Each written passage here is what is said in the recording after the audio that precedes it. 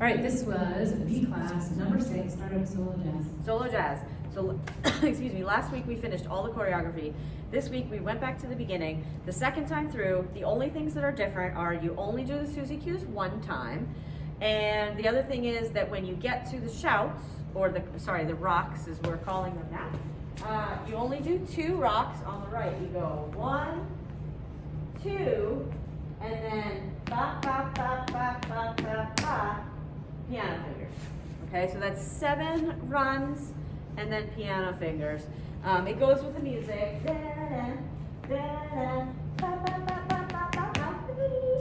So that was our ending. Next week, we'll just run through it 1 time, or 2 times maybe. Great. And then new things, we continue with this idea of kicking down the line movements. So off of Airplane Charleston, reviewed Airplane for a little bit. Check out the last video, number 5 for that. And we did this, maybe we should go from side base first. So from a basic, we come through and we just kick down the line and stop our follow here or wherever. And then go back into our basic.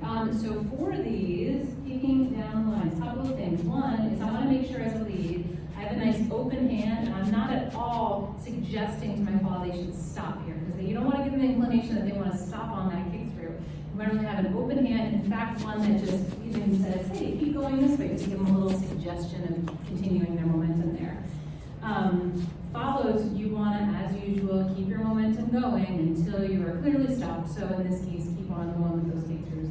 Now the kick steps around, you're going to just keep those kick steps right under your body. So again, like your center is moving and those kick steps are just kind of the wheels. Sorry, we started from a weird place there, but I was just doing general kick steps. But here, so this kick step, we keep on going, but just keep it on real small. If you kick high in a certain direction or do a large kick, it's just going to throw off your balance and your body's not going to be, you want your body to move first, kicks come after. Anything else about that? Follows just are always going to have the intention that they are going to keep going. That's what you would just always want to picture, and then you will not go wrong, because if they don't catch you, then you keep going, and if they do catch you, they stop you. Then we did, let's go here, then we did kicking down the line into Airplane Charleston. So we did a couple of kicks down the line, and then I got a little bit in front and said, hey, come this way. Are you off camera yet? Good. And then of course the ending here, connect your partner, and boom. So for that, again, just emphasizing that leads, if you want your partner to do Airplane Charleston, you do have to get out in front just a little bit to ask them to come with you. Otherwise, it's going to be hard for your partner to really know that that is the intention. Anything else to add to that? I don't think so. Those all things went over. I think so. At the end, we spent like 10 or so minutes at the end of class going through, just putting the ideas together. You guys know tandem from Hannah and Charleston and the Chase. You know crossovers. You learned 6 count Charleston in this class.